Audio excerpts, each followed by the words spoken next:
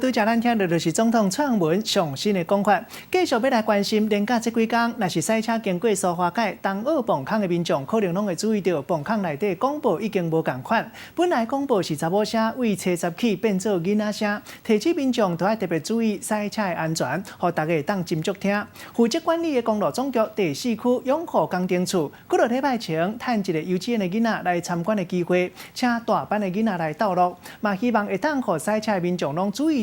即马大部分的人拢是学了无人嫌。请不要离太远，不然后面会塞车。东澳磅空内底广播常常出现囡仔的声音，引起驾驶的注意，斟酌听伊咧讲啥，因为过去经过遮听到的拢是这个声。各位用路人您好。为国庆年假第一天开始，东澳磅空提醒驾驶的广播，拢唔是以早听到的声，全部改做一个版本。现在车子很多，请不要离太远，不然后面会塞车。效果很好啊，我觉得小朋友的版本大家会比较有专注。小孩子的声音算是比较有点吸引力的，因为大人的声音可能比较常听吧。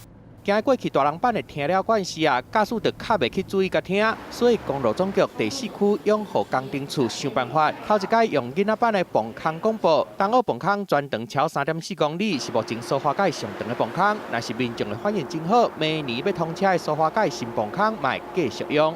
跟他讲一些录音的事项，那就让小朋友就开始录了。顶个月23号，探幼稚园来参访的时阵，工程处邀请大班的囡仔录20-30个版本落来。心想事成，心想事成。一个排队来录音，头一届录音感觉真好听，不过有的录出来可能听甲无遐尔清楚。最大广播挺新奇的特主街道。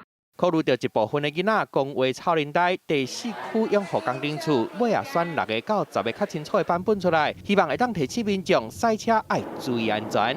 祝你行车平安。记者综合报道。